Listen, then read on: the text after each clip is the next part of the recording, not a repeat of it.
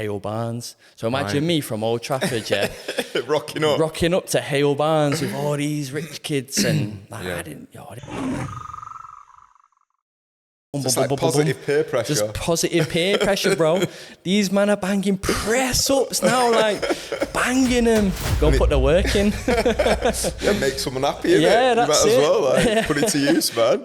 Yeah, it happens all the time. You can imagine my job, I have to go and sit with counsellors and they're like, what is it? What is Mandem? Mandem? What's Mandem? We're engaged. So we ended up like splitting up and found out she cheated on me, innit? I was riding home and I was just like, I want a car to hit me. You know what happened? Fucking car hit me, bro. Our stepdaddy went on holiday, he went on a fishing trip. My mum come into my bedroom one day, I was like 15, and she was like, pack all your stuff. We're going, we're escaping.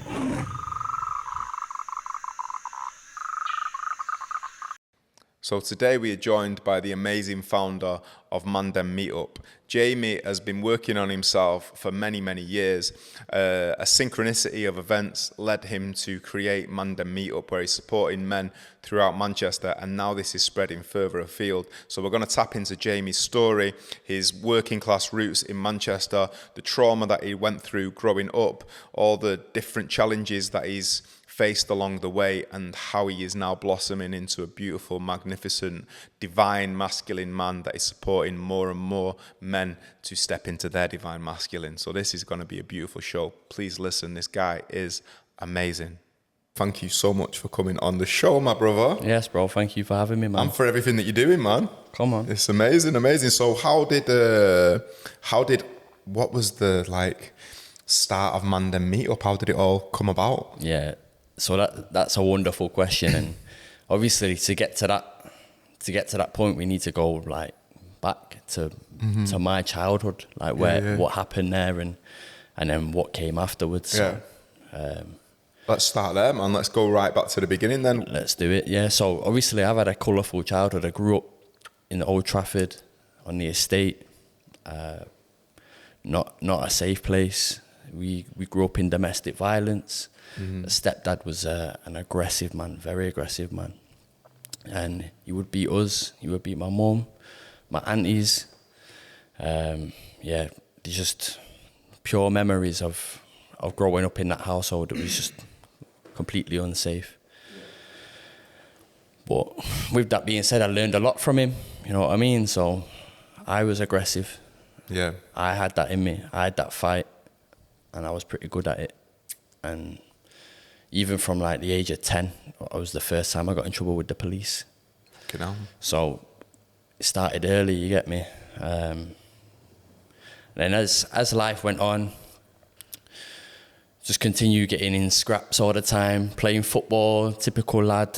And every Saturday, yellow card, red card, fines galore, you know what I mean? Just being a rascal, just no manners, bro, I swear down. My mum, she's a lovely woman, you get me? She did everything she could for us, and she really, she's got her own stuff.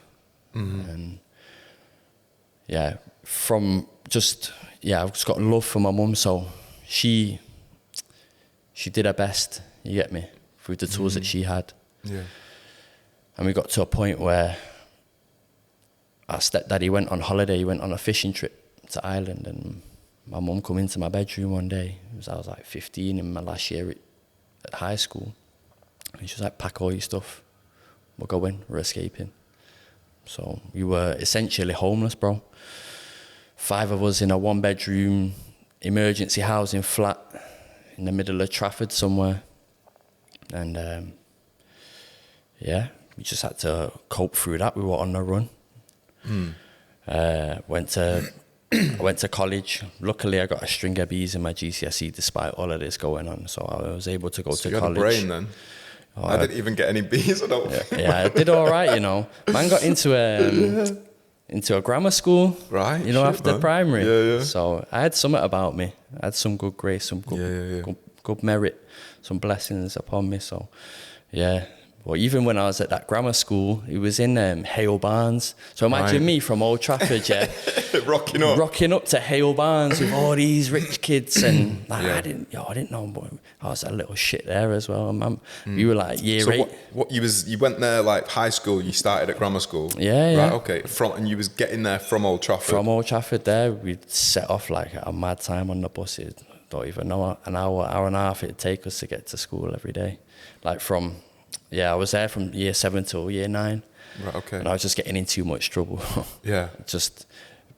We found a little cohort of us that were little shits from the ends, you get me? And so, I remember we were like in year 8 battering sixth formers, and trust me, bro, it wasn't good, but Jesus, man. That's what we was like. Yeah. And my mum dragged me out of there. I was getting into too much trouble, so ended up going to a school in Urmston, which was like a bit more closer to home. Like a few of my friends went there from primary school. Couldn't bully everyone there. Nah, I come in and I was like, still, throwing myself about and that. On the first day, I remember getting in trouble with the cock of the school, like just because I come in with a little rep and he's got a rep, and we were just like, what's going on? What's happening here? And we just ended up squaring down and nothing happened. We just had respect for each other in the end. Okay. So it was good, man. But so all of this was going on, and I was still being a little shit and lost, bro. Just like didn't know who I was, trying to fit into any circle that I could, and like threw my hands down to try and be like this indie kid, because I was running away from who I was, the kid from the estate. So mum was wearing like plimsolls and going listening to Mr. Brightside at 42s and that. Right, so. okay. But nothing changed. I was still scrapping outside the club, and then I was like scrapping in people's gardens when we went to house parties, and just all in denial, like running away from who I was. And do you think the scrapping was because you were getting beat and it was like kind of distributing that punishment to someone else and that making you feel better about it? Or was it just because it was so dysfunctional at home that it was just like your only way of coping? I think it was a little bit of both. I think that the anger was coming through because there was obviously so much injustice happening in the house. I weren't able to speak. I weren't able to be anybody there, except like you had to be a good performer. You had to be good at school. You had to be good at sports. If you talk back, if you put your hands on the walls, you were going to get licked down. And so it was like you had to be on point there. And on edge, I bet. And on edge, of course, definitely, 100%. So obviously when I'm out in the real world and I feel some kind of discomfort, I don't fit in here. All right, so now I have to throw myself around. I feel anxious, I feel this, I feel that. Any kind of discomfort just turned to anger. And that was the only emotion that I knew. Aggression, anger, violence. Yeah. And obviously I just learned it. It was a learned experience. Anyway, like ended up being able to go into uni, straight through college. Yeah. Didn't enjoy it one bit, just went to play football and chirps gal. That was it. So I went to uni, and at uni just... Where did you go at uni? MMU. And did a physical education and sports pedagogy degree. Okay. Fucking didn't get a good degree, bro. No, but you did it. But I got there, I got through it. You get me? I wouldn't have got through it if it weren't for... I met a guy called Joe on the first day, and we just got on. He was from Rose Lanarkugog in Wales, North Wales, Wrexham ways. Yeah. And he's, from day one, we just got on. And like in year 2, I was like, fuck this, bro, I'm done. This is dead course. The lecturers don't give a shit. They don't care about us. And I was training to be a PE teacher. PE teachers do a dog's work, man. They're there for 60 hours a week, and they get... Yeah, they don't get enough money for what they were doing, so I was like, this ain't me. This ain't for me. But he was like, just stay, you've done 2 years. Just get your degree and bounce. That's all you need to do. 1 more year. So I ended up doing it anyway. Got my degree, but towards the end of after my degree, I fell in love with this girl, yeah. Where all wonderful stories begin. And yeah, she was a trophy, you get me? She was gorgeous, like proper beautiful. I thought I had, you know, landed on my feet big time. And I just wanted to do anything I could to keep her. And I would, again, continue to change and not be myself and mold myself to be this man that I wasn't, just to suit her needs that I thought she needed. But obviously, the paradox is she just needed me to be me, and that would have been enough. Yeah. So that relationship, that weren't the best. There was a lot of infidelity, like cheating, and domestic abuse in that relationship as well. Mutual this time. So she would hit me, and then I'd retaliate, you get me, for my shame. Like I hold it, I know that it's not right. And we ended up splitting up. We were engaged, so we ended up like splitting up. And I remember like found out she cheated on me, innit? And I was riding home one day, not riding home, right? Like I left her house and I was riding back to my dad's. Just needed somewhere to go. We were living at her mum's at the time. I was like sleeping on the couch and that. I was riding home and I was just like, I want a car to hit me. I want a car to hit me. I want a car to hit me. And you know what happened? A fucking car hit me, bro. Right.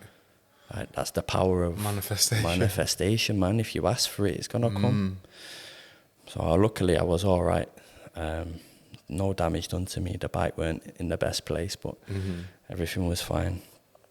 And yeah, just before that relationship ended, it ended a few times. On this time, my stepdaddy took his own life. So he was found in our childhood home. Him and your mum are not together at this point? Nah, my mum and him are split up now for a while, innit? And he just went downhill. He obviously was in a bad place before, and like it's not a normal human that wants to beat the family, you get me? He's in a dark place. He had his own demons. So obviously when he lost my mum and the family, more my mum than the family, to be honest, he just went on this downward spiral of drink, even more than he was on before. Like just drink.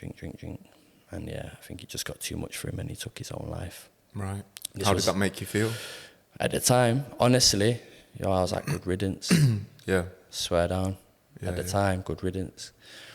But obviously with more, I've done a lot of work since then, and now I understand that he's just a normal man going through the maddest story. I can't imagine what happened to him as a kid. For him to be like that to us now, you will never be able to tell his story.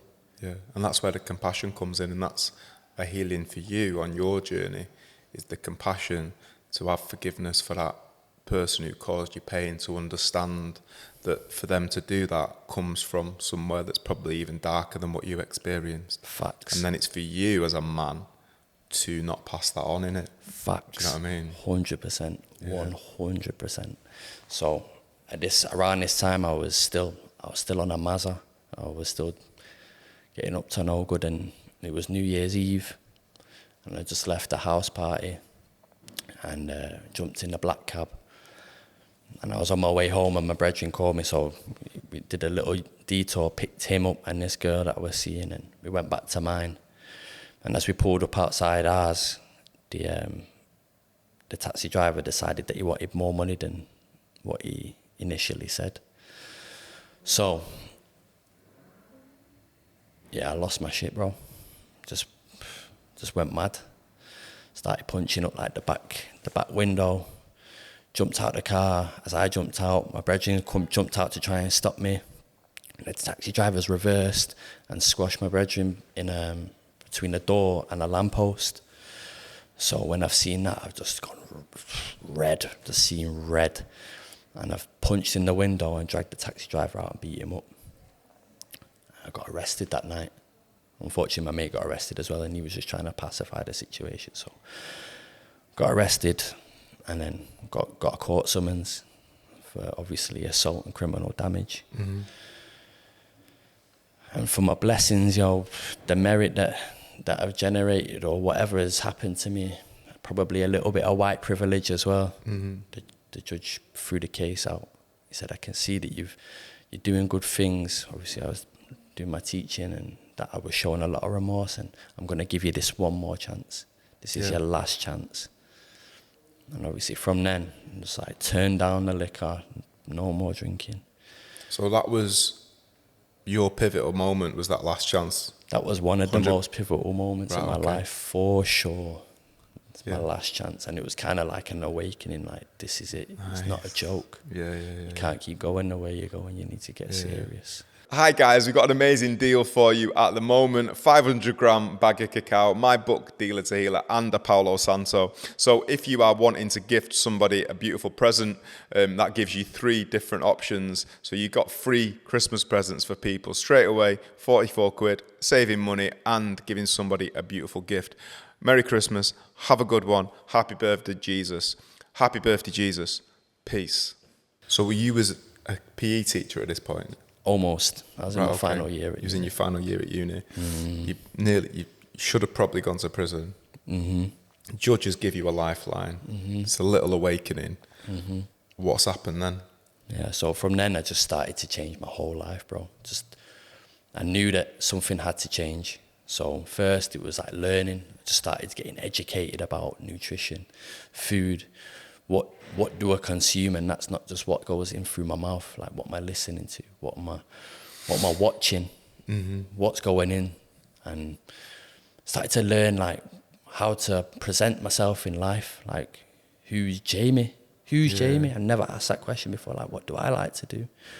And I just started to become empowered, like fasting, just training, walking, like discovered nature, started to go outside, wild camping, doing my hikes. And then I was like, I needed to help people even more. Like, okay, I'm going to go join this homeless charity, the Cause Spin, supporting people in need. I think they're still going to this day. I'm going to go help them. And so I started to do altruism and give back that way. And then I started to train, bro. I started to lift weights. I started calisthenics. That was the one for me in the beginning, Cali. So I started to learn that, how to master my body, and all of these things just started to link up, and then I was able to develop this emotional literacy. So then I was able to stand up for myself and be like, no, I don't want that. No, I don't want that. I'm not people pleasing anymore.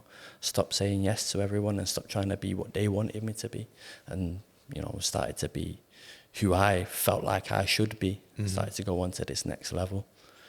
Nice. So how old are you now? 33. And how old was you when you had that awakening, when you went to court? I think when I went to court, it was like 22, I think. 22. So it was all happening. So there's been a big 10-year cycle since then. Yeah, big turnaround, And was there, when you were starting making those positive changes, was there anyone like specific that you was following, or was you just figuring stuff out yourself? That's a joke. You know what's mad is, you just said that because I never really considered it, but you know Tim Sheaf? Nah, he was the vegan prince. He was known, that Ninja Warrior guy. Right, okay. I was big into him at one point. Oh, was he on that? What was he on, some show? He's been on Bear. Right, okay. Yeah, he does like the WEC method now, the way of the rope, and he does like movement through like training your fascia rather than your muscular. And it's all about being free movement. Yeah, worth looking up, bro. Tim Sheaf. Check him out, man. Yeah, he's an interesting guy. He's done a bit of that urine therapy as well. So, right, okay. And he's vegan? Yeah, no, right. Not anymore. He was. Okay. He was. He used to be. So he's got rid of his vegan prince title. You have to give that back. Yeah, he's no longer the vegan prince, bro. He's like, he got some hate for that when he started taking on. I think he started with fishing and he carried on, like, grew from there. And one of the other things that I watched was, what was it now? It was one of them vegan films, Cowspiracy or something like that. Yeah, but not that one. The one that was more about health. Game Changers. No, that was too recent. But it was one of them, you get me? It was one of them vegan. And I was like, yo, no way, bro. And then I just started to read more, and then it was like grounding and like just, I think Instagram had a good I'm sure I must have been on Instagram then, and I was just learning about different things there. Yeah, Tim Sheaf was a big one, and I met this guy called Eddie Elsey. He was a big one as well for like my spiritual journey. He's just a good friend of mine now, and he showed me a few different things. And so what does he teach and what does he practice? so Eddie's into his shamanism, so he's a shamanist practitioner. Right, okay. So I followed him like early on when he started learning about it, and I picked up a few things. And yeah, he realised that he was making so many mistakes in the beginning, following the wrong teacher, and now he's rectifying that, and he's walking a different path, a more humble path. Okay. So yeah, he's a good guy as well. Definitely worth looking up. I know that he's doing his best to run away from social media, so he might be hard to find him on there. I might try and find him so he can run me away from it as well. He's a good human though. Human, humble. Very humble, yeah. So you're following these two guys, and these are having an influence on your path whilst you're starting making those positive changes. Yeah, and just trying to understand who Jaime is and like what he needs. So I was working for Christian Louboutin at the time, selling bougie shoes in it, and was really good at it. Just good at making friends, making connections, and yeah, I was the top seller in the first year. Sold like £1 million worth of shoes for the company. It was when they first opened here, with Selfridges in the city centre. So after that, I was just like, I'm done. Can't do this no more. It's not fulfilling me. It's not giving me a purpose. So obviously I was in that relationship, left her for the final time, quit my job, learned how to be a gardener through the RHS, and then got in with this landscaper, and he was just a full cunt, like the biggest cunt you could ever meet. Right. But why? Just the biggest narcissist you could ever find. Right. Yeah, just had no patience, and obviously he's just got his demons as well. You get me? He's gone through a lot, and he's got points to prove, and it's not like you don't have to prove it here. I'm learning. I'm here to learn from you. And he's competing with me, and it's like, should we go do a 10K? Then we'll compete there, innit? Like, it's a different form, but I think I've got that thing where I bring that out in men, like the competition. And I'm not here to compete with no one. I just try to do your thing, do my thing, and walk my own path. And I'm sorry if you feel like you need to compete with me to keep up, but I'm gonna bring you with me whether you will like it or not. And if you don't like it, then that's cool as well. Step away. So anyway, I was working with him, and I was just like, I'm done with this guy as well. And I was just like, I sold all of my possessions, bro. Right. I had like 20 pairs of Louboutins, all of this bougie club. I was just selling it on eBay for like 50 quid, like nothing. I had shoes that were worth £1,800, and I was just like, just get rid of it. I want it. Sold my car, sold everything, paid off my credit card. And then I was just like, right, I've got 1,500 quid spare left over. I'm going to get off. I'm going to go travel the world and just see what's out there. Try and link up with different cultures and see what's going on. And I booked a one-way flight to Kenya. Right. And just started from there. That's not like the typical traveller place to go to, is it? Trust me, bro. Kenya, man. Trust Jesus. me. That's a good first spot. Yeah, I wanted to go East Africa. Because that's where life begun, innit? That's where they found Lucy, the first ever Homo sapien. So that was like, that's where the roots are from, so let me go there and just see what's happening in East Africa. So, and what did you do? Just rock up, or did you have stuff planned before you went? To be fair, in Kenya, I managed to book on like a work away. So So I booked a work away in Kenya. So I was just flew to Nairobi. Was chilling in Nairobi for a few days, just chopping about. What's that like? Mad. Yeah, mad, bro. Mad. It was just busy, just hectic, just cars everywhere. People everywhere. It's just like full on, like different than anything overload. You'd ever seen before. Yes. Yeah. Full on sensory overload. Yeah. But it was sick. Yeah. And it was amazing, and I would highly recommend anyone to go to Kenya. It's just a beautiful place. And I was the only white guy I could see for like 3 days. I went to the museum on my last day in Nairobi, and there was there's one white guy in the museum. I bet when people found out you was there, they were like going up the skyscrapers and going, right, spot him. There he is. It was mad, bro. So I ended up getting picked up by this guy. He was supposed to pick me up from the airport. He never did, so my head fell off. But it was... And anyway, I found a cheap hotel, and I just stayed in this hotel for 2 nights and ended up getting picked up by him, and we went, I don't even know where we went, like an hour and a half just in on this 9-seater bus with me and him to his village. Right. And we was in his house, and I was just working with him on his little homestead. Nice, man. Just doing bits there, just like at the time I was like a hardcore vegan, so I was like, I'm not milking your goat. No way, I'm not milking your goat. No, you get me. I bet he's like, what? But he's never heard anybody say they're not milking his goat before. Isn't it mad? It wouldn't make no sense. Yeah. I was like, yeah, but I'll pick your corn and all of this. And I ended up building him like a few structures in his land. Because obviously I have my gardening stuff now, so built him a few structures so that he could build longevity, and just engaging with him and his family and the people around, and then going to see things that tourists wouldn't get to see. Yeah. So it was a special time in Kenya. But it's a mad place, you know, because we went out on this day trip, and we were just walking down this street, and we could see like a commotion down the bottom of the road, and as we were walking closer, there was just like this body on the floor.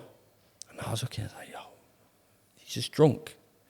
And we got closer, and then the girl who was with us, she was asking, like, what's up with him? And it was like, he stole someone's chicken. And then they've killed him. Bro, over a chicken? It's different out there, you get gravy. me? Different police themselves. So like that was just kind of a slap in the face for like, this is what life's like out here.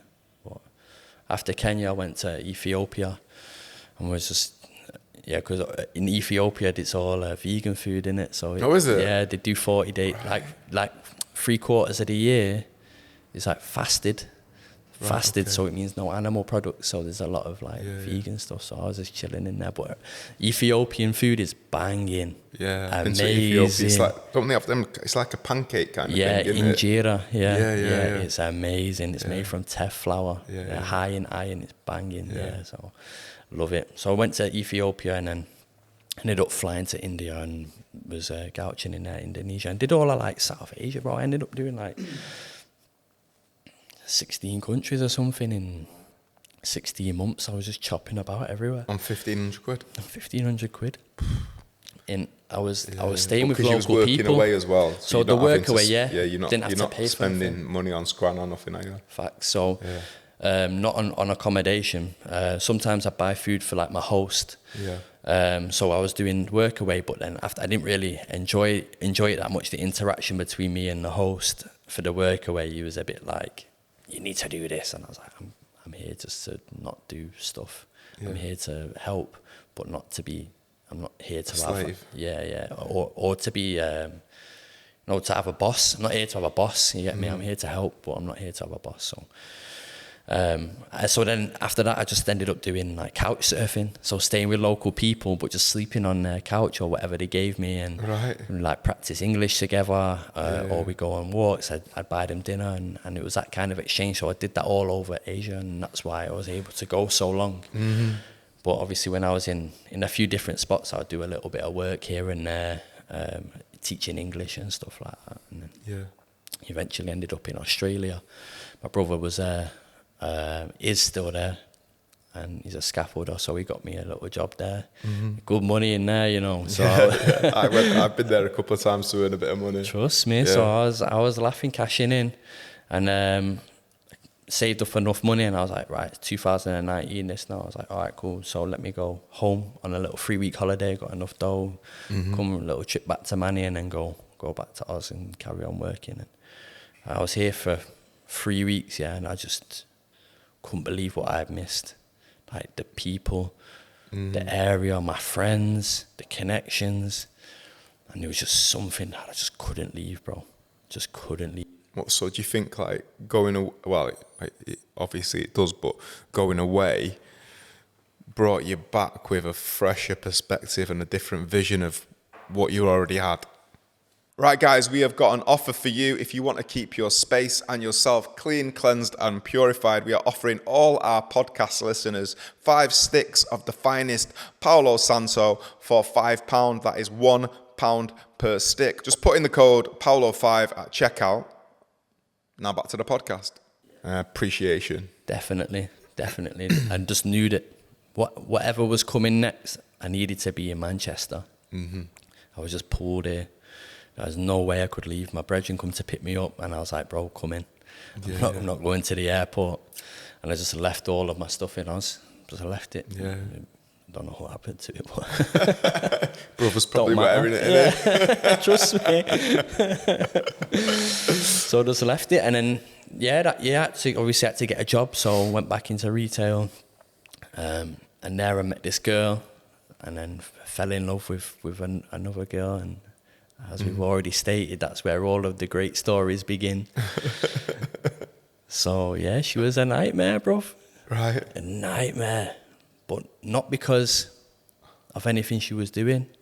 It's because she was revealing all of the parts of me that I hadn't healed yet. Yeah. So I've been on this mad journey, like nearly 6 years of work that I've been putting in, and people, I just thought I was ready. I just thought, I've evolved. I'm da. I thought I was the shit. You get me? And then she's like, "Are you sure? Are you sure you fixed this? Are you sure you fixed this?" So obviously she weren't doing nothing. She was just being herself, like a true self. Just the insecurity in me that was just rising, and the self-worth or lack thereof. You get me? It was just showing up. It was just, so I ended up being in this pit, bro, like darkness. I was in a bad place again because this girl who I had fell in love with, like, she was just showing me, like, you're nowhere near healed, you're nowhere near done what you need to do, and I could feel that rage coming back that I thought I had dealt with, that I had squashed. I thought I had boxed it off. And so the rage and all that stuff, them times of travelling, it was just not unearthing itself anymore. No. It wasn't, you thought, done, gone, conquered it. Thought I had conquered it, and then I come back and still there, bro. Still there. Not gone anywhere. Still a little box. Yeah, just been pushed to one side for now. Yeah. But it was there. So obviously back in retail, so I was on the shop floor and I was vexed and I was just ready to smash everything up, and I was like, I need to take myself off and just relax and just like bring my, try and find some groundedness. And obviously I've been doing all of this work, so I should have some skills by now. So I took myself off into the stock room and I was just like pacing around. I just wanted to punch everything. And my supervisor come in and he was like, "Yo, what are you doing? Why are you in the stock room?" And I just told him, I need 5 minutes, bro. Give me 5 minutes, I'll be back, I'm sorry. And he was like, "Oh, what's going on?" You could see something was wrong. I was like, something in me was like, you know what, you've done all of this work, you can talk to him. Just talk to him, tell him. So I started telling him, and then that emotion just started bubbling and I could feel it coming, and then it was like the frog in my throat, and I was just like, I just coughed it away. Like, "Nah, bro, just give me a minute, I'll come out. Just give me a minute." And he just looked me in the eyes and he said, "Jay, it's okay. You can talk to me." And for the first time in my life, I felt safe. The first time in my life, I felt like I could talk to a man and tell him what was going on. And I did. I just told him, expressed myself, told him everything that was happening, and he just listened. He didn't make me feel judged. He didn't make me feel less of a man for crying in front of him. He just held that space. He just stood firm and just held it. And I felt light, bro. I felt like the world had just fallen off my shoulders. Like something had just changed in me at that moment. And I was like, oh, wow. And that night I was in the gym and I was like, I couldn't stop thinking about it. And I was like, oh, I need to do what he's done for me, but for other people. I need to create a safe space for other men to come and talk about what's going on in their lives. And I'm not going to try and fix them. I'm not going to try and give them any advice. I don't want them to feel judged or have any more expectations placed on them because we've already got enough on us. So I just went on socials, innit, and I just put in my story, like, this is what's happened to me. I want to create a space where men can just be who they need to be and talk about what's going on. And when is this, 2019, 2020? Yeah, 2019 this was happening. And then, yeah, my DMs were just going off, bro. Like, this is so needed. Yo, I need this, bro. Like, women, men, like, everyone was just saying, like, we need to bring it in. So I was like, all right, cool. 28th of December 2019, come to my gaff. We'll sit around my kitchen table and we'll talk about what's been going on. And yeah, we had like 8 men show up on that day, and it was just magic. So that was the start of it? That was the start. That was the beginning of Mandem Meetup. And when did it become Mandem Meetup then? So I think like after that, we started to get like more men coming. So we'd meet, I think it was like either fortnightly or once a month. And so the first session was 8, and then it was 12, and then it was 16. I was like, yo, I can't fit no more people at my kitchen table no more. We're going to have to do something. And I think by this time, we just come up with the name, like, we just sat with the Mandem, just chatting. So yeah, we could just call it Mandem Meetup, and we just went from there. And yeah. Nice, man. That's been that evolution. And so the guy who was your supervisor at the place you was working, like, what happened to him? Is he part of Mandem Meetup? So a few questions here about him, actually. Is he part of Mandem Meetup? Also,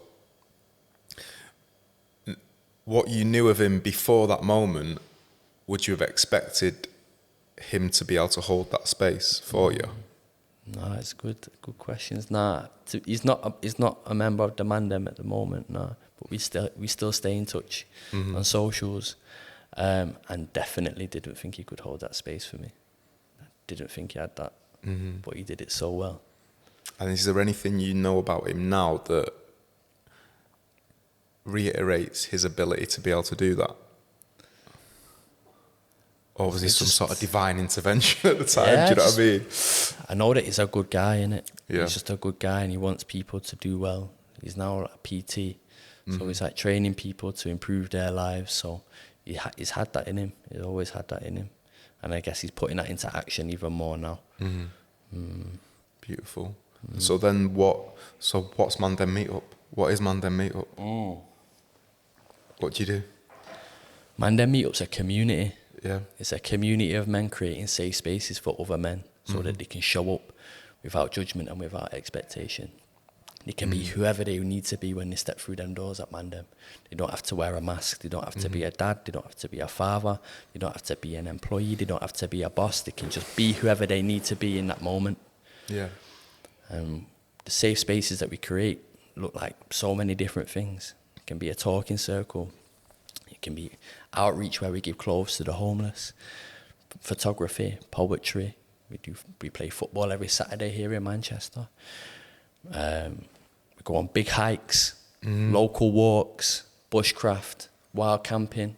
We do loads of stuff just to get men together where they don't need that social lubricant of alcohol and drugs. They can just be as they are, just come through. So it's no alcohol, no drugs.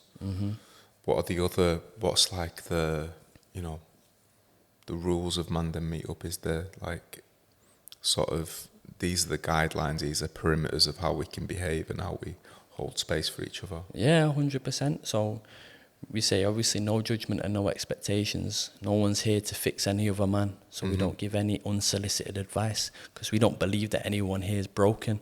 Yeah. What we want to ask is what's happened to you, not what's wrong with you. And that's what we lean into. We also ask for no divisive topics, no sports, religion, politics. You get me? Yes. Unless you've been personally afflicted and you need to talk about how it's made you feel. Yeah. But not here for your opinion. We also say no hate speech. Yeah.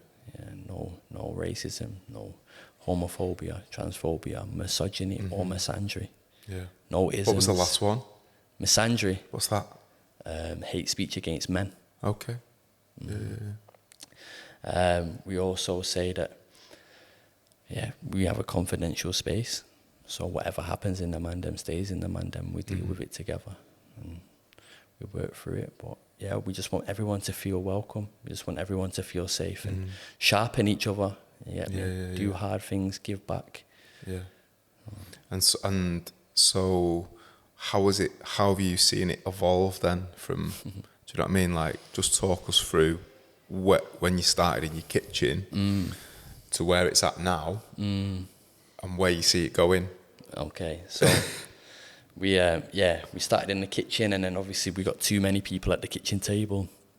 So the guy who I was living with at the time, his missus, she was a manager of a cafe in town. So she was like, I'll just open it up for you on a Sunday, and you can come in, and I'll just go next door and read a book. So she'd sit there for like 2 hours reading a book whilst we were sharing. What an angel, man. She's an angel, good human. And then from there, one of the guys who come to that first ever talking circle, he was like, he worked in town, and he just clocked that there was so many homeless people like, on the streets, and it was like the bad weather and people soaking wet, and he was like, Jay, we need to go and give them clothes or something. I want to go around giving them out clothes. Michael Roxon, legend, absolute hero. And it was like, okay, let's do it then. We'll do it this way. And we just started to set up in one spot in town, and people will come to us, and we linked up with this other organisation who was giving out food. So it was almost like a full MOT, people giving out food, and we were giving them clothes, footwear, sleeping bags, toiletries and all of that, so that they could go about their day and, you know, at least have dry, warm clothes. Yeah. So we started to do that fortnightly.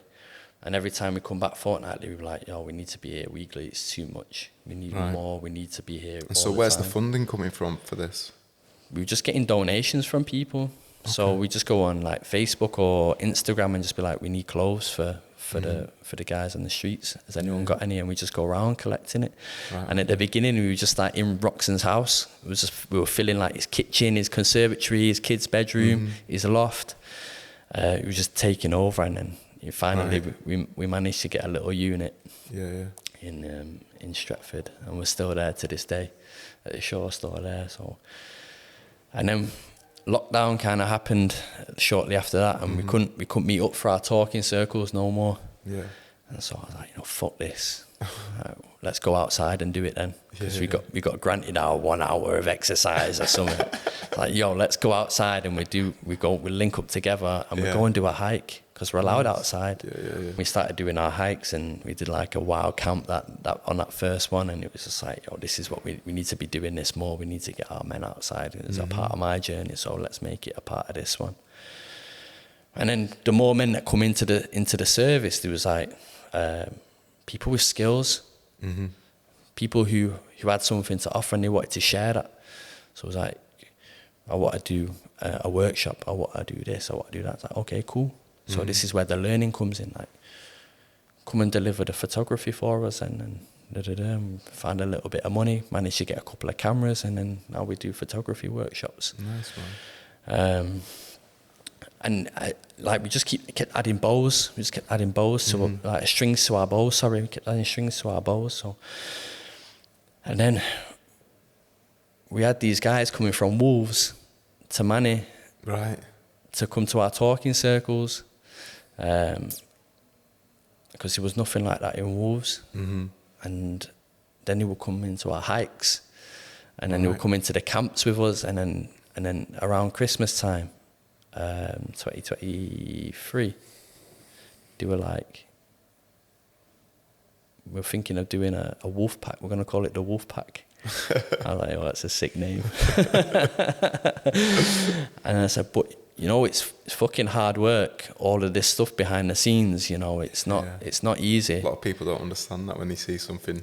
They don't see it at all. Front up, do you know what I mean? They have no idea. So I was like, why don't I give you the blueprint to Mandem Meet Up? Why don't I give you what I've created? And then you don't have to do all the bullshit red tape that I had to go through to get community interest company and and all of this. And they were like, okay, let me think about it, and we'll come back to you. And so Christian and Jaime, the names are Christian. They come to our, must have been our third birthday party, Mandem Meet Up's third birthday party, and then I remember we sat around the table, and it was like, yeah, let's go. let's go.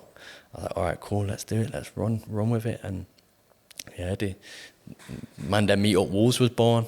Right. It was like the 1st of January 2023. Nice. So the newborn and the new year, you get me? So they've just been flying it over in Wolves. So now we've got like 2 groups. We've got the Manchester lot, and then we've got the Wolves a lot. And then the Wolves, we started them off slow because we knew like how overwhelming it could be. And so they just started off with the big hikes and a local walk and a talk. They do a talking circle out in nature. Bro, they built a circle, out of logs, and they put a big fire on, and they all sit there every 3rd Sunday of the month, just talking about what's going on in front of this big fire, and it's so primal and beautiful. Like, and Jaime and Chris can just hold the space so well there, and that community is just growing and growing like true brotherhood. And so it was like one of the best decisions I ever made to pass on that torch to them. And then from Wolves, then we started getting into like the prison service. We linked up with this other charity called We Are Survivors, and they help men who are survivors of sexual harms. So it can be anything. And we linked up with them because we wanted to create a safe space for their men who have just been survivors, and we wanted to give them permission to be men again. Like, you can just be yourself, you don't have to be a survivor anymore. You can just be a man and come back into our safe and be yourself. Yeah. And then what that meant was that the men who were in our service, who were hidden survivors, could then step forward without that stigma into a safe space where they could then tell their story and no longer be hidden, no longer keep that silence. So that kind of introduction of that was that a catalyst for people who'd been in the group for a while to talk about things they hadn't talked about before? Right, okay, 100%. That's interesting. So some of the guys that were coming to our talking circles were disclosing this already, but it was like we were just holding it for him. But now we've got a brother who we can say, a big brother, because they've been doing it for much longer than us. Like, yo, step into this space and you'll be safe, you'll be held there better than we can even do that. Because we're completely non-clinical at Mandem. We're just peers who have got a lot of lived experience and who want to show up for other men, you get me? And it's there's a part of my story that I don't really tell to people, and I'll disclose it here for the first time in public. When I was 15, it was in the stage between high school and college. I was at a friend's house, and there was loads of us there, and I was sleeping in a bed there was 2 girls in the bed, and I woke up and one of them was sucking my dick, and this was obviously without any consent. She just woke up and it was happening, and I was like, yo, no. She was just been dating one of my friends, so I was like, no, can't happen. And I just kept saying no. And then she was like, oh, come on. And then we're just carrying on. And then she forced me to penetrate. She climbed on top of me and forced me to penetrate. And I didn't want that. But it happens, you get me? So those people who have this kind of thing that's in their locker that they don't tell nobody, like, it's important for us to have people like We Are Survivors there to show that it's okay. And as men, like, some men won't see that as a bad thing, but it's not right.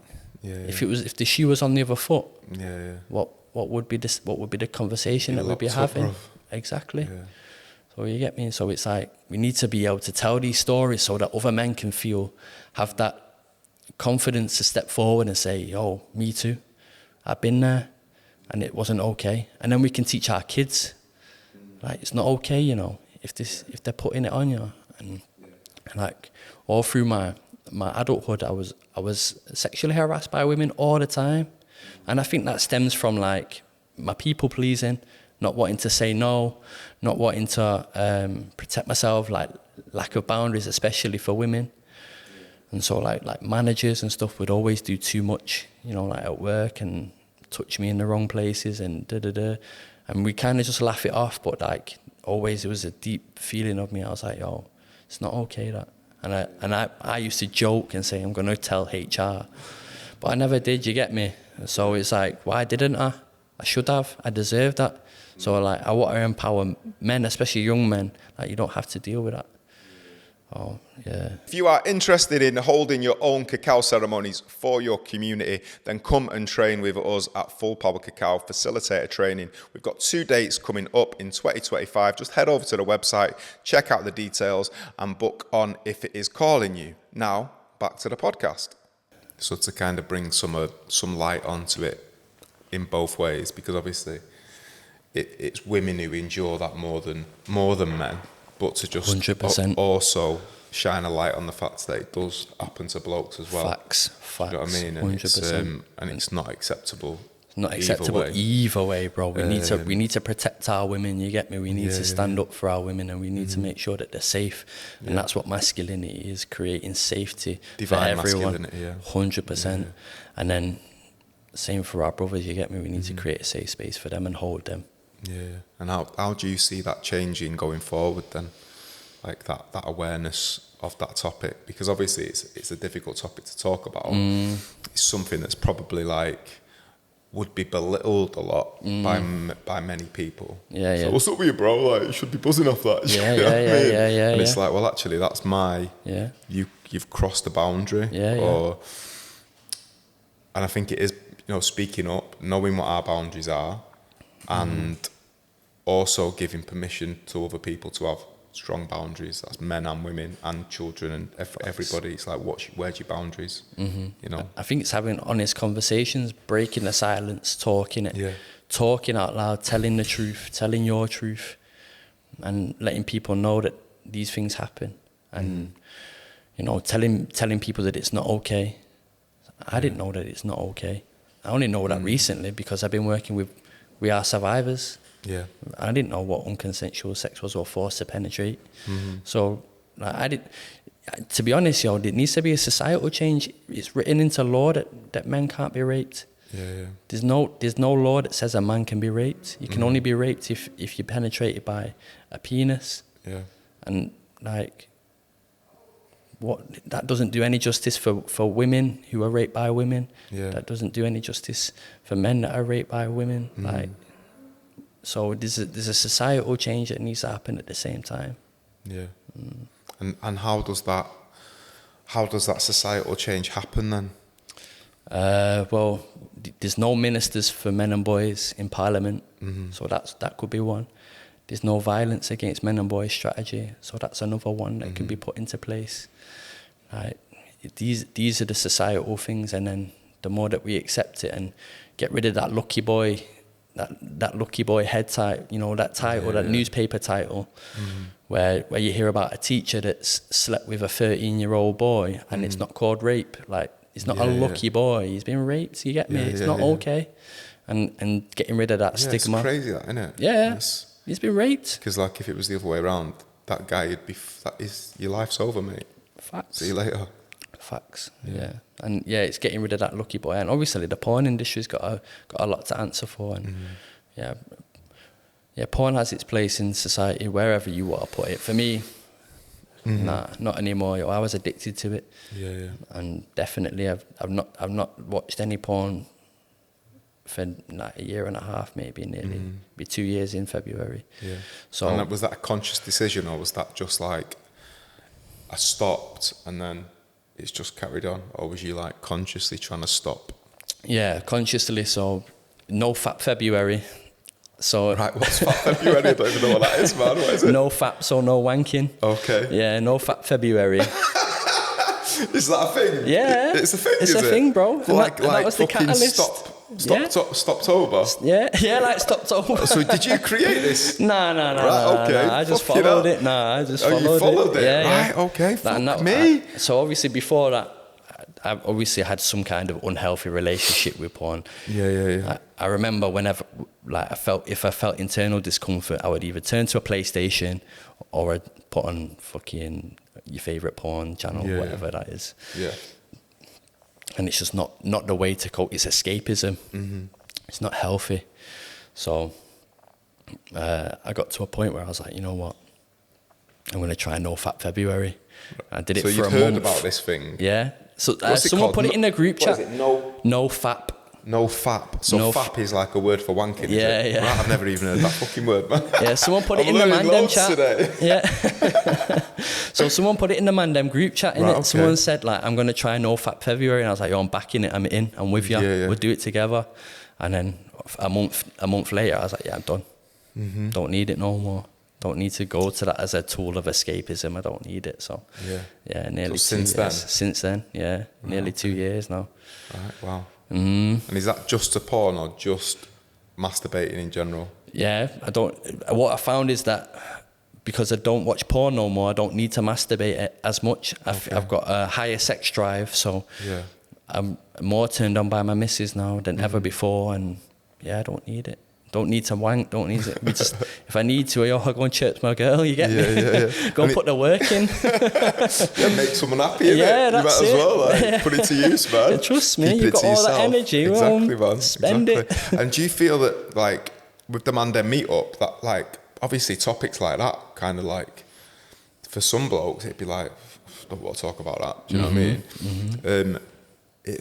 It's an environment where you're all kind of helping each other progress in a positive way and bringing light on things. What other kind of things have popped off through Mandem Meetup where it's been like you've evolved, or some other little factors where you've been, I didn't know about that, let's try that, and a few people have kind of gone on another journey with something else? Can you tell us anything about other? Yeah, 100%. There's loads. It happens all the time in Mandem. So we had the most recent ones. There's even an accountability group in our WhatsApp. So we've got a community of men in our WhatsApp group in Manchester that's like 450 strong.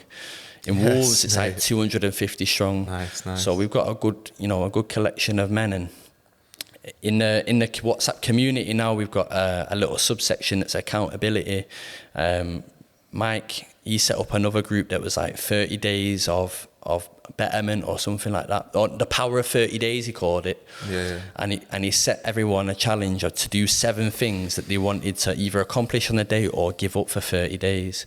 And then just like, everyone was on it, bro. Like was just tackling these 7 things that they put in there, and bare people just did it for 30 days. Smashed it out. Just smashed it out, bro. There's you need that togetherness, accountability is like, I can't let myself down. And now I'm in a group. I can't fucking let myself down in front of these blokes who I'm, we're making each other stronger. Trust me, who are backing it, like they're full power.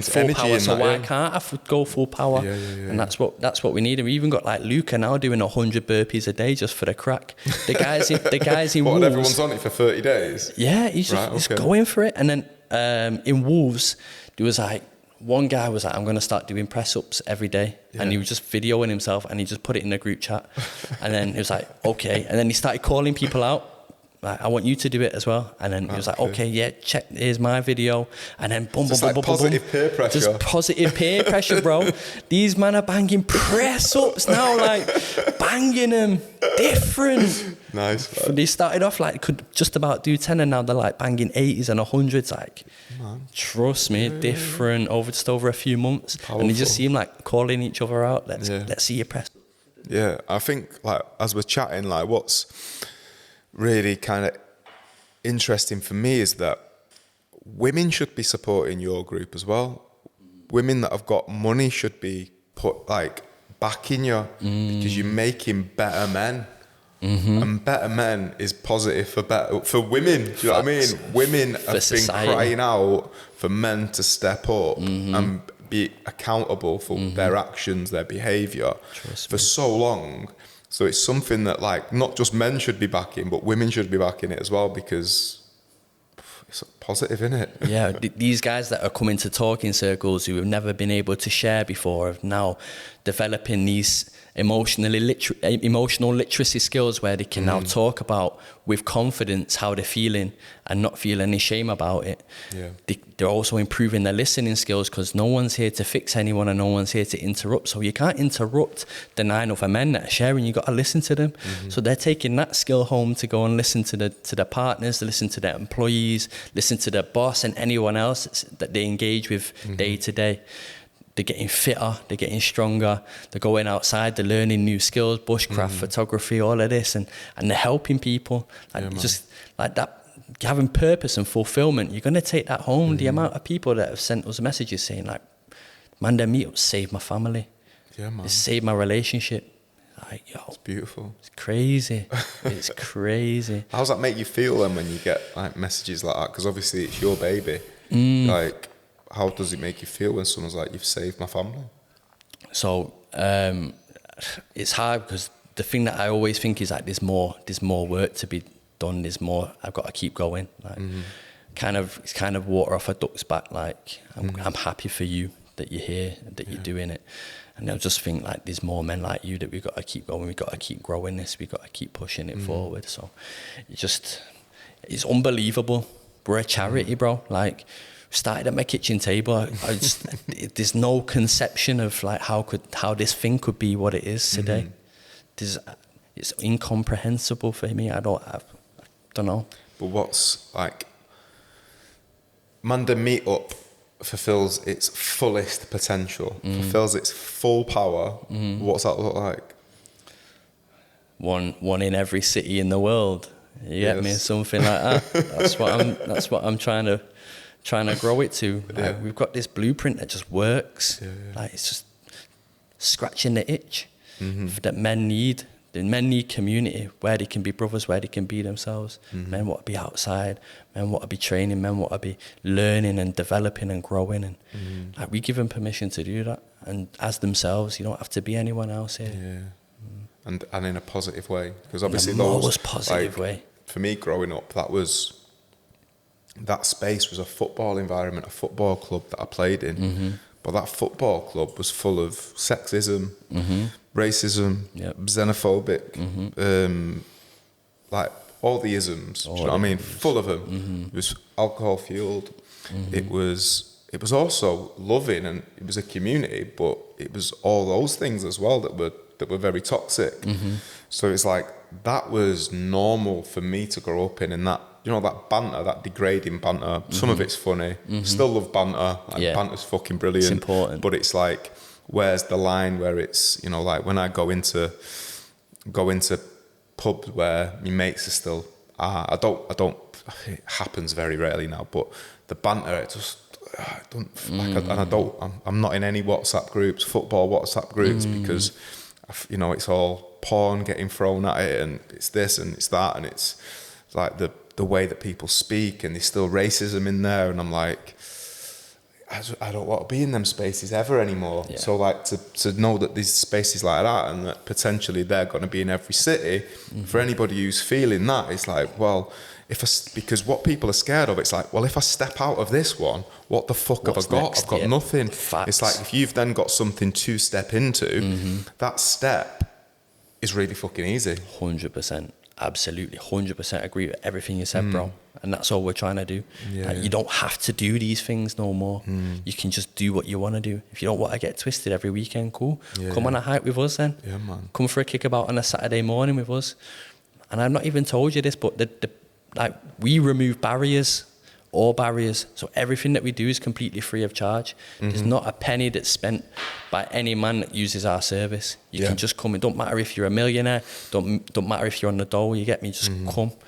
And that's what my job is, to remove the barriers. So I find the funding to pay for the pitches, to pay for the fuel.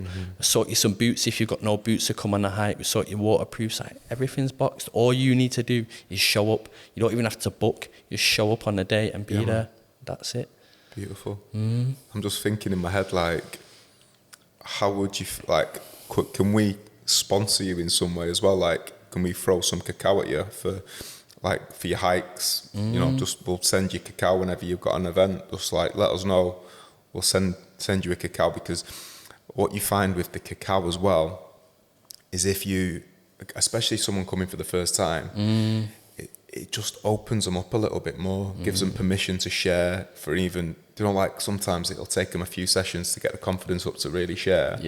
Whereas like with the cacao, people just feel more connected instantly to each other. It's a real my analogy with CACAO is, do you know when you first got a job? Yeah. And you like didn't feel part of the team. It's like, I don't really know anybody. Like, it's been a few weeks, and then they're like, oh, we're going out this night, and you go out and you get off your face with them. Next time you go into work, you're like part of the team. Do you know what I mean? You fucking feel like all the barriers have been released and stuff like that. But you had to get off your face. And have a hangover and all the fucking Everything you might have done something fucking stupid as well.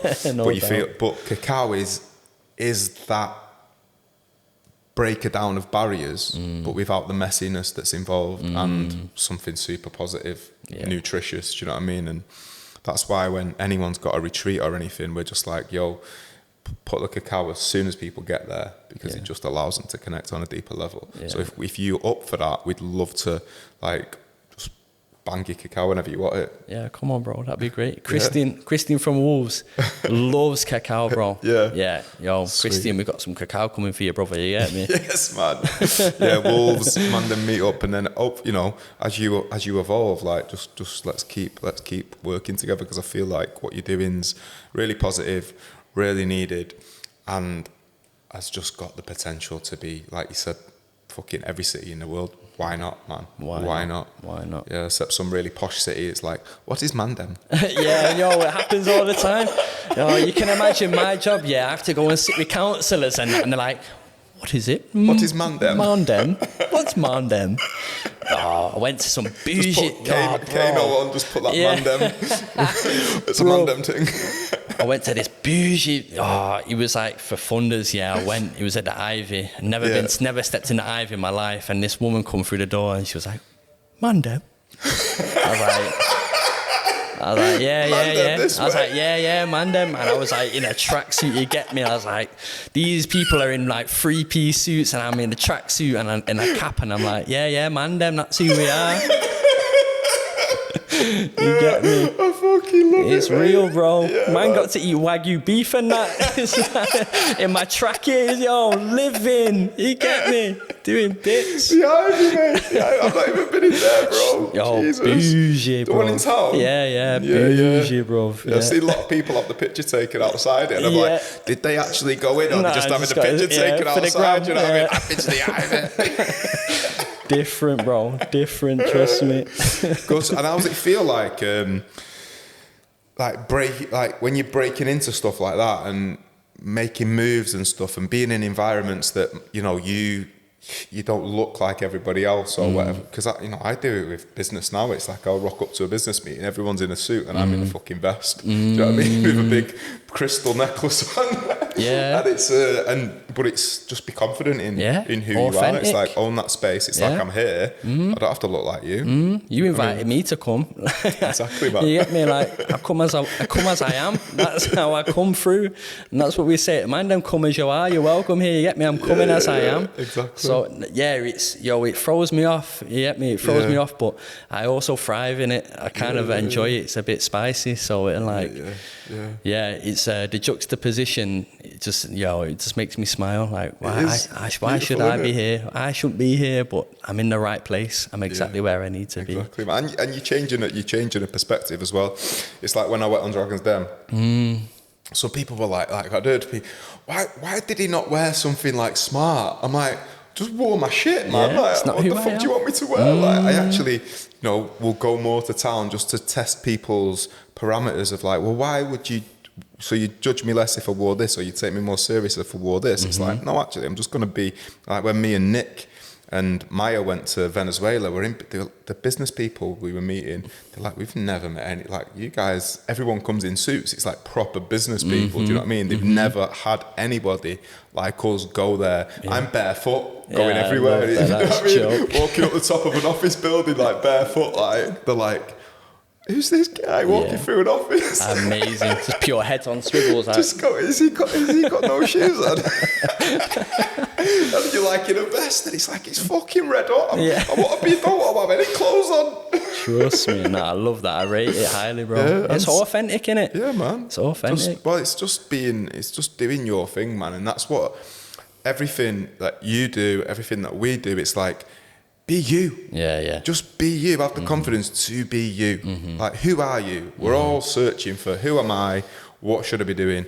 What's my purpose? If you are living your purpose, you've got a smile on your face, you're wearing whatever the fuck you want. Yeah. And you feel confident within that. Do you know what I mean? 100%, bro. 100%. Yeah. So what's next for you with Mandem Meetup? What have you got coming up? So there's loads happening. So we're really leaning into our prison work at the moment. So we wanted to create safety for men leaving custody to come into a community that cares about them. So there's a lot of guys that are leaving custody and they just left. They just get given this bin bag full of the possessions, yeah, and all then the best. Like, yo, good luck. And so what we've started doing is picking lads up from the gate, and then we'll take them to probation, let them check in there, and then we'll take them to to sign on, and then we'll take them to the AP, their approved premises, and then we're like, yo, we've got this going on tonight, we've got this going on Saturday, like, come through. And then it gives them that opportunity to integrate into a community that, you know, that actually gives a shit. And so they don't have to go back to the old ways. A lot of the guys that come out of prison, like you said, even like, it's the same thing when you want to stop going out with the lads who are just getting on it, or you're coming out of prison, like, what's next? What's waiting for me on the other side? It's unknown. So we want to be the guys, like, we're the community. We're like, yo, Mandem's got your back, you know, just come chill with us and just come to a hike, come to camping. I was working with this one guy here in Risley prison. He come out and we got him down to footy, and he loved it. It's like, and never knew he had it in him. And then he went back to his approved premises, told all the lads at the approved premises, and brought all of them the next week. So there was like to come play football, and that's what it's about. Just integrating communities, bringing people in. Like, yo, there's a space here. You don't have to go and be on a Mazda all the time. You can do it the right way. And so we're leaning into that, and we're leaning into helping lads find employment. Like, there's a big thing around men's mental health. Like, lads who are either in a job that they hate, or don't have a job at all, are feeling purposeless. Like, we want to help you find the work that you need. So we're leaning into that big time as well. So these things now, it's like going up to the next level. So we've obviously got the community, and we've got all of these safe spaces, but like, how can we really help you? And so that's what we're stepping into. Beautiful. And do you feel that as the many people that have jumped on like the vegan tip, the sobriety tip, that weren't that beforehand, or like obviously you said loads of people jumping on the health tip, the getting fit thing and everything like that. What else is it kind of, do you feel that are like the main influences that are having positive changes within the men that you're working with? Yeah, the sobriety one's a big one, bro. Yeah, there's a lot of guys who are recognizing patterns in their life, and they're realizing, like, this thing's not serving me no more. I need to stop doing it. It's creating me anxiety. It's giving me this. I'm not the person that I am or I want to be. So they're starting to put down things that are, you know, not doing them any good. That's a big one for us. A huge one. We see it all the time. Probably the most important one as well. Definitely. And obviously addiction's just a symptom, you get me? It's like, what's happened to you? It's not what's wrong with you. It's like something's gone on in that person's life to make them want to use these substances. And what we're saying is like, yo, you can be that person here. You don't have to come high. You don't have to come on or drunk or this or that. Like, show up. We love that guy who's had this happen to him. We love him, and that's all. Like, he's okay with us. He's safe here, and it's just about telling people that, and you know, it's working. If you want to start your cacao journey today, head over to www.fullpowercacao.com, and to get 11% off your first order, use the code FULLPOWER2012 at checkout and start to feel that full power vibration today. Now, back to the podcast. Enjoy. Beautiful. And is there like, I know you can't share like anything confidential, but is there kind of like I don't know, something pivotal that's happened to somebody that's come to Mandem Meetup and you're just like, wow, man, like, we facilitated that? Bro, there's people that have told us that we've saved a life. You get me? Like, what more can you ask for? Like, job priceless, done. Man. Priceless. Job's done. Yeah. Exactly, man. Even if you've just done that once in your life, priceless. Serious. And there's one guy who I love telling his story, because he's just a beautiful human, and he was struggling through like lockdown, a lot of isolation, So he didn't go out, didn't see no one, completely socially isolated, and he put on a lot of weight. It was like 20 plus stone. If that's a lot, I think it is anyway. 20 plus stone, I always get it up. I think that's nearly double me. Yeah, so, you get me. So he put on all of this weight, socially isolated, was drinking every day, has something to do. His GP told him about Mandem, so he took... GP told him about Mandem? GP told him, yeah. How are you getting into the GPs, mate? Hustling, you get me? Yes, bro. So his GP told him about the Mandem, and he come through to a talking circle, and it was like the first time he interacted with anyone for years, bro. Right. Literally years. He'd just been online socialising, and obviously that social media is antisocial. Yeah. So he come to a talking circle, and then he come to another talking circle, and then he come to another one, and then he started to come to different events, and then we started rock climbing. He came to rock climbing. He's 20 plus stone. He's like, yo, he's empowering himself just to try that. And then we had a chat after one of the talking circles, and like I said, that drinking's your ritual, innit? And he was like, yeah. I was like, okay, well, keep your ritual. It's important to you, but maybe swap it for something else. Like maybe try non-alcoholic beverages. Same thing, but non-alcoholic, way less calories. Yeah. So he did that, and he just started to see the benefits of it straight away. Wasn't groggy for work the next day, had more energy, started to lose weight. Yeah. And then he started meal prepping. Right. That was off his own back. That weren't no encouragement from no one. He just was like, I'm going for it. Started meal prepping. I was still coming to the different events, adding more and more and more, the social ones now even. Still going to the rock climbing. And he was just like, every week he was like, it's getting easier because I'm losing that much weight. Yeah. And like to this day, like he's a pivotal part of Mandem. Yeah. Like he's such a big character, shows up for so much, shows up for everyone, writes poetry every day. Beautiful. He's and he's lost 21 kg. Jesus, man. That's a fucking human. Some people can't pick that up, innit? Some people can't pick that up. 21 kg. Yeah. And just like the turnaround in his life, like he's been through some tough stuff as well whilst he's been at the Mandem as well, like things in his personal life that, and he's just held it down. The quote that he always uses, I come to the Mandem to release the poison. Yes, man. That's what he said. I'm like, yo, this guy. I like that. This guy. Yeah. Yo, he's such a beautiful human, man, and he's just he's put in the work. He's done the hard stuff. Hiked his first mountain with the Mandem. You get me? He's just done so much. That's the thing, man. It's like a guy who I follow called Paramahansa Yogananda, and I don't know if you heard of him. It's easy for you to say, bro. So he's like the last in the line of gurus in the SRF, like. And he's basically, the teachings are that the next guru, there's no next guru. The next guru is the awakening of Christ within each human being. It's like everyone's got the Christ conscious energy in it. It's like awaken it. And like some guy comes to his, sits with him, his satsang, his teachings. And the guy's like, well, I'm not going to give up women. I'm not going to give up drinking. I'm not going to give up gambling. I'm not going to give up chasing money. And Paramahansa Yogananda's like, you don't have to give up anything. Just keep coming. Keep coming. And then, the guy keeps coming. All these things start disappearing. All these habits that are not, it's like keep turning up, and all this stuff will slowly just fade away, and you'll realise it's not important. And what's important is your health, your responsibility, your integrity, your spiritual path, your evolution as a beautiful human being. You don't have to give up nothing. Just keep coming. And all those things will just fade away, ebb away.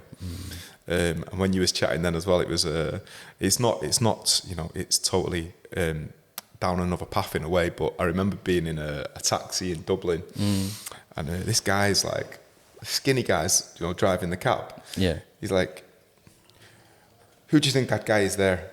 I'm like, oh, do you share a cab with somebody? Like, he must be the guy you share a cab with. He went, that's me. And like, he's skinny. This guy is probably like 24 stone. I was like, face like that. I was like, fucking hell.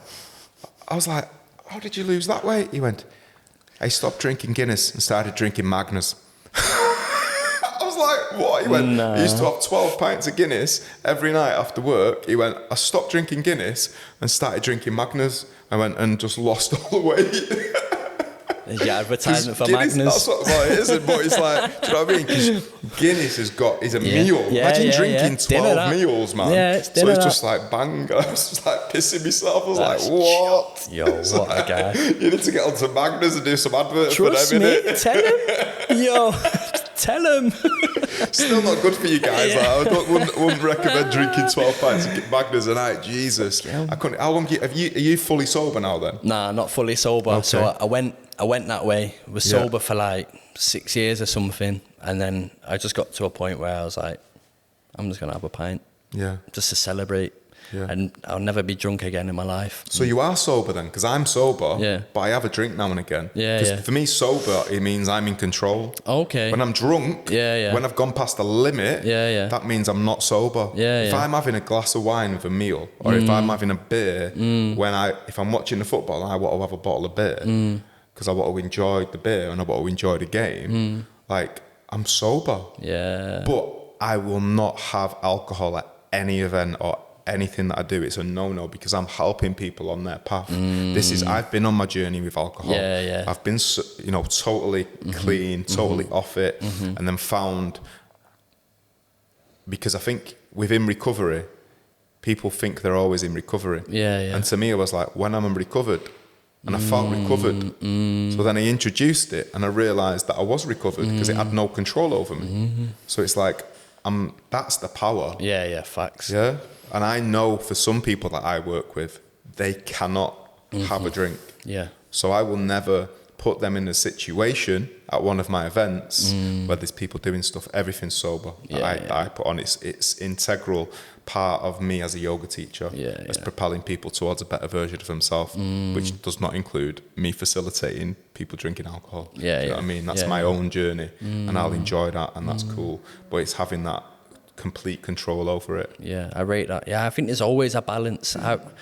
Whenever I've found an extreme, I've done quite a few now. I found extreme ends of things, and then like where I'm at now is the most balanced I've ever been, and it feels like a good place. Too much. What's the quote? All things in moderation, including moderation. So it's just balance in it. Definitely. Well, it's balance over a long period of time, because if we're in balance, because people talk about make sure you're in balance, make sure you're balanced, and it's like you don't achieve anything if you're in balance. You've got to stretch yourself every now and again. You've got to push a little bit further. Like that guy he wasn't in balance when he was turning up and climbing up mountains. That was out of his comfort zone. 100%. Because he'd been out of balance the other way so much that he's got to come up out. You know what I mean? And then it's over a longer period of time.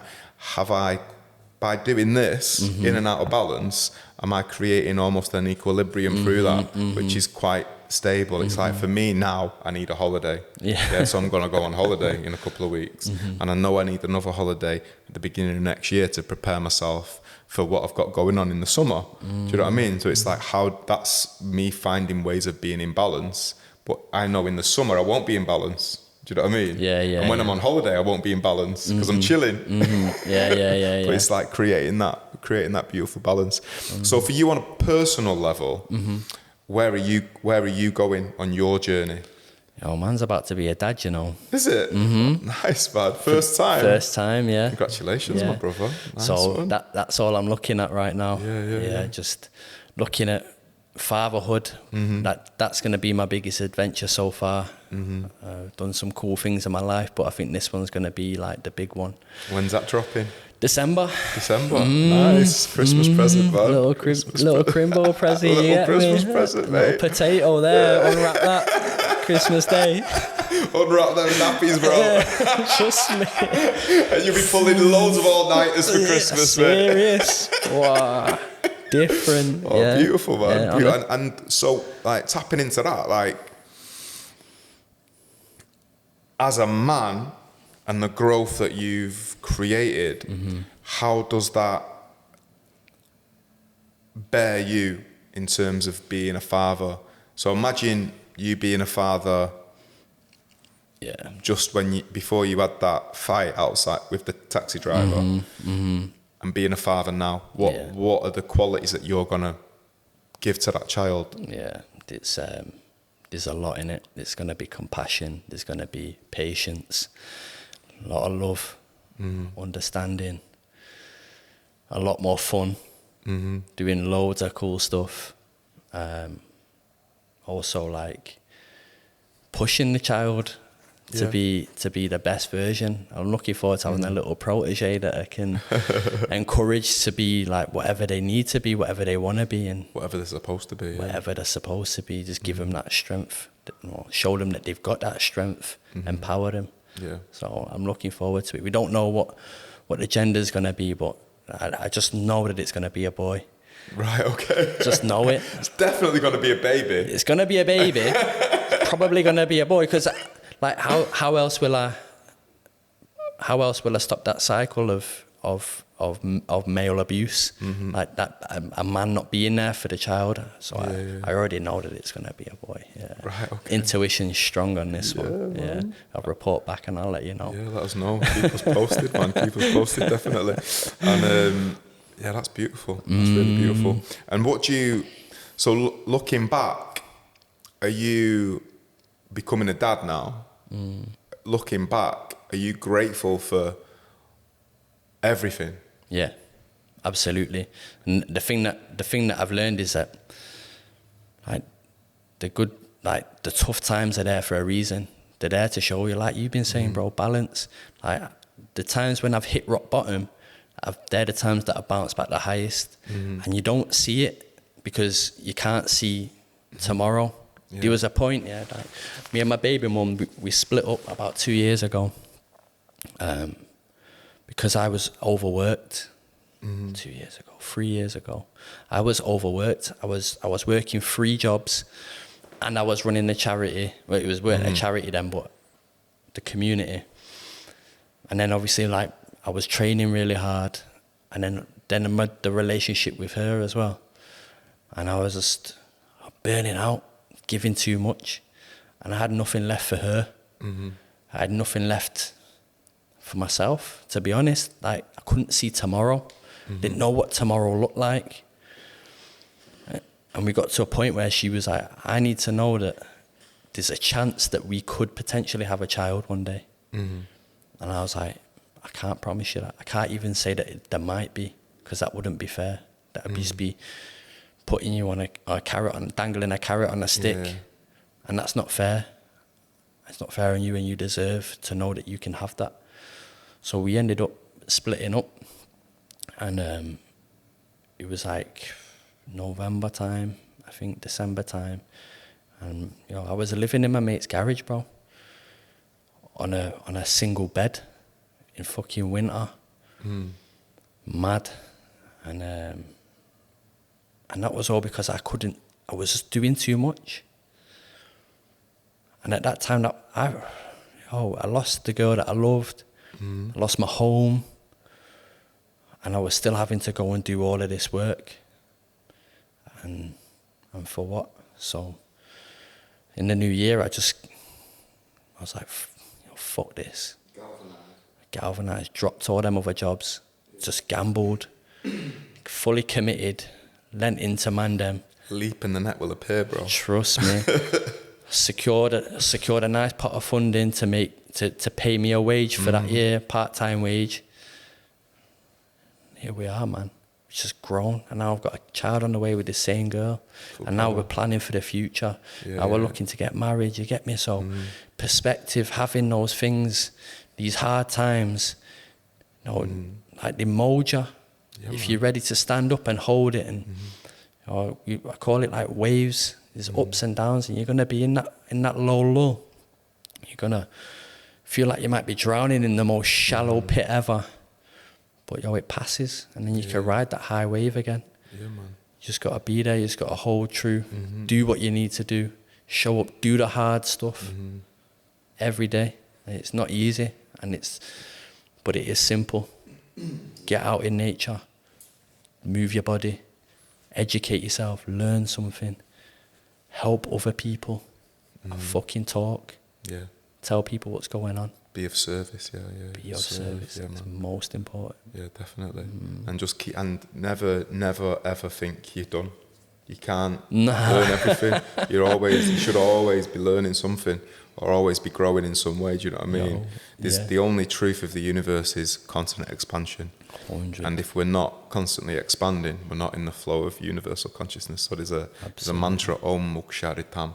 So it's God, grant me the liberation, the freedom, the sovereignty to always be in flow with universal consciousness. Jeez. So it's like Om Muk Sharitam, Om Muk Sharitam, Om Muk Sharitam. It's like, don't let me come out of alignment with that, please. Do you know what I mean? It's like keep me growing. And I think what you're chatting about as well is like, for me as well, it's with my stepkids. It's like my stepdad is like such a role model, because I don't want them to feel the way I felt about him, and like you felt about your stepdad. I want them to, when they're adults, go that I was doing my best, that I had fun with them, that I wasn't a twat. Do you know what I mean? And it's like, and it's difficult, and I don't want to fuck that up. And yeah, sometimes when you're busy, but you're also trying to find discipline, and it's like, where's the edge of being a friend, being the mate, being disciplined, being like a dad but not the dad. And I'm always like battling a little bit with that in my head as well, just because it's important to me and I don't want to fail at it. Do you know what I mean? And it's something that pushes me. But I think without them experiences when I was a kid, then what would be pushing me? Facts. Do you know what I mean? I'd just be fucking everything up and wouldn't have any starting point to address myself and assess myself from. No context to feed off. Exactly, man. To know what's right, what's wrong, what's good, what's bad, what works, what doesn't work. Yeah. It's important. Yeah, and that's when looking back, it's like to not be pointing fingers at anybody. Just to be going, that was something that I can either grow from or I can allow it to hold me back. Facts. And let's fucking grow, man. 100%. And I feel like you're growing bare men in Manchester. I'm really excited to see it, and hopefully we can get involved and collaborate on some stuff, man, because listening to your story, listening to what you're doing, the influence you're having on people is really beautiful. I want to try and link you up with my mate who does Fancy a Walk, mate, who's one of our graduates as well. Yeah. Do you know him? Do you know the guy? He does Fancy a Walk, mate, and it's kind of like, he came to our CACAO training, the first ever one we did actually. Yeah. And he was like, I want to take men on walks, but I want to do a meditation, and I want to do a little bit of CACAO. So he does a little ceremony, a bit of CACAO with them, teaches them a bit, and they go out in nature as well. But he's built his up from basically him and one mate, and now there's like 30, 40 guys go on these hikes with him all over the country. So maybe there's some little connection there where you guys can do a link or something, or a little collaboration as well. Yeah. And we'd love to put you together as well. So yeah, 100%. The guy. bigger the community, the better. It's what I create, one network, one big web of people helping each other. That's all it's about. So how can people find you? Yeah, at Mandem Meetup on socials. Yeah. The website's MandemMeetup.org. Yeah. Find us on there. Making better Mandem. Trust me. And what about your personal things for you, or do you just want people to focus on the Mandem Meetup? Yeah, just focus on Mandem, support the men there, just dive into that. That's all it's about, man. And is there places where people can donate and stuff like that? Yeah, you can do it all through the website. Yeah. So hopefully the merch will be live as well by the time this goes out. So the Mandem merch. The Mandem merch. So you could go in posh places and people can go, Mandem. Mandem. Trust me, bro. Representing. Yes, Jamie, it's been an absolute pleasure, man. Come on, bro. And thank you very much. Thank you. Amazing. Just love the fact you're doing this in Manchester, in the centre of Manchester. Obviously, Manchester's dear to both of our hearts, to keep the city growing, to keep the city expanding, keep the city full of love, full of joy, full of bliss, and just let it evolve, man, into something even more beautiful. Do you know what I mean? Man. So appreciate your time. Thank you for having me, coming bro. on the Full Power podcast, bro. Love, bro. Thank you. Yo, at Mandem, we spud and hug. Spud and hug? Fancy a spud and hug, bro? Yeah, show me how to do it. Come. Spud and hug. Spud. Hug. Come on. Thank you, brother.